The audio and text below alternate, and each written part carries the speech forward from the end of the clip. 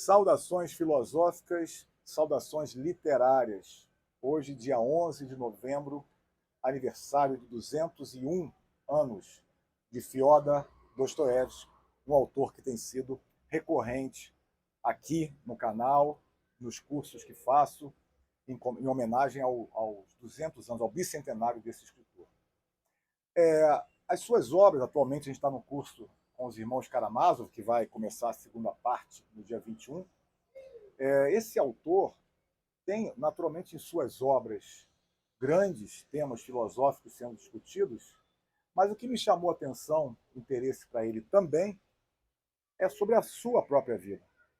O Dostoiévski tem capítulos da sua vida que são, em si, potencialmente filosóficos, extremamente filosóficos, eu diria.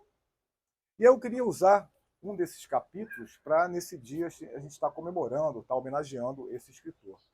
E eu vou usar um capítulo da sua vida também para provocar sobre a sua, que está me vendo, que está me assistindo, que está me ouvindo. Eu queria perguntar se você lembra de ter nascido, o que obviamente é uma pergunta que no primeiro momento parece tola, porque a gente fala do nascimento, aquele, digamos assim, o parto natural de nossas mães, mas quando se fala de lembrar, não pode ter sido esse. Então, quando eu pergunto se você se lembra de ter nascido, eu estou querendo provocar alguma coisa do tipo pensar num renascimento, numa ressurreição, em capítulos, em passagens de nossa vida, que a gente, quando olha para trás, quando pensa nessas passagens, é quase como se tivéssemos nascido novamente. Muitas vezes, situações graves, como acidentes, doenças, trazem esse tipo de perspectiva.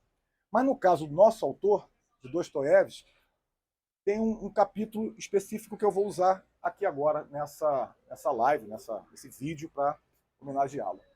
Que foi o seguinte: Dostoiévski nasce em 1821, 11 de novembro, na verdade 30 de outubro, porque o calendário era o calendário juliano, então essa data de 11 de novembro só passou a ser referida ao seu nascimento após a mudança para o calendário gregoriano, mas ele ali nos seus primeiros 30 anos, mais especificamente nos seus 27 anos, ele é condenado pelo czar Nicolau I, na época, como preso político, ele é condenado à morte. Então, no final de 1849, ali nas vésperas do Natal de 1849, Dostoiévski é levado para uma praça em São Petersburgo, onde ele seria fuzilado. E ele, aliás, ele descobre que ia ser fuzilado chegando lá. Então ele é montado todo o aparato de fuzilamento, esse horror, né? Ele estava no segundo grupo a ser fuzilado, já tinham 3 encapuzados e colocados na frente do pelotão. Então ele já estava no pensamento: daqui a pouco não serei mais eu. Quando entra naquela praça um emissário do czar, do próprio Nicolau I, para dizer, quase como se dissesse assim: ahá, pegadinha no malandro, ou seja, não vai rolar o fuzilamento. Todos receberam indultos e serão enviados à Sibéria, para onde Dostoiévski vai, passa 4 anos preso numa prisão de trabalhos forçados e depois mais 5 anos como soldado, fazia parte da punição dele. Então vejam, é um autor que, se você conhece algumas obras, Crime e Castigo, talvez a mais conhecida, provavelmente né? São obras pós-período siberiano. São obras de um autor, de um escritor, marcado profundamente por essa experiência de quase morte. Então, voltando à minha pergunta, você se lembra de ter nascido? Dostoiévski lembra, porque essa transição, essa passagem pela prisão na Sibéria, que acabou engendrando um livro chamado Recordações da Casa dos Mortos, é uma passagem na qual ele enxerga como sendo uma regeneração, uma ressurreição. E eu vou ler para você agora uma carta que ele escreve após essa, aspas, pegadinha do malandro, para o seu irmão, para Mikhail, irmão que ele vai perder alguns anos depois. Ele escreve um pouquinho, vou ler parte da carta, para a gente fazer essa homenagem a esse escritor e para também entrar em contato com as nossas experiências vitais e talvez de nascimentos ou renascimentos. Aproveitando também, estamos chegando perto do Natal, né? Afinal de contas, Natal é nascimento, então a gente também tem natalidades em nossas existências. Veja o que ele escreve após essa experiência para o seu irmão, que é o grande amigo que ele tem.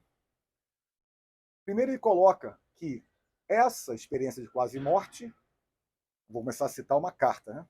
Diz ele: nunca antes a vida espiritual esteve tão abundante e saudável em mim como agora. Percebeu então que a condenação e o quase fuzilamento à morte fez com que ele tivesse algum tipo de experiência espiritual mais abundante, mais vigorante do que ele vinha percebendo. E na passagem principal da minha leitura aqui é a seguinte: diz ele: quando olhar para o passado, sei que pensarei no tempo que perdi para nada, em erros e ociosidade, desperdiçando minha vida. Por desprezar o tempo, quantas vezes pequei contra meu coração e meu espírito. Por isso meu coração sangra. A vida, um dom à vida. A felicidade, cada minuto, podia ter sido um século de felicidade. Agora, com essa mudança de vida, pretendo me regenerar. Irmão, vou mudar para melhor. Nisso reside minha esperança e meu consolo. A ida para a Sibéria, para ele, né, para aquele que ia ser morto, acabou sendo uma lufada de esperança, uma chance de renovação, uma chance de regeneração ou de ressurreição. Então, essa data de hoje, de aniversário de Dostoiévski, como eu falei, serve também para a gente ficar, né, perante essa provocação. Se a gente enxerga a nossa vida, como ele coloca aqui, como sendo um dom, uma experiência única, e que a gente sinta, né, essas lufadas, essas experiências vitais que fazem com que estejamos, ou pelo menos possamos estar melhor em nossas existências. Saudações filosóficas, espero que isso seja uma lufada de esperança para todos nós. Grande abraço.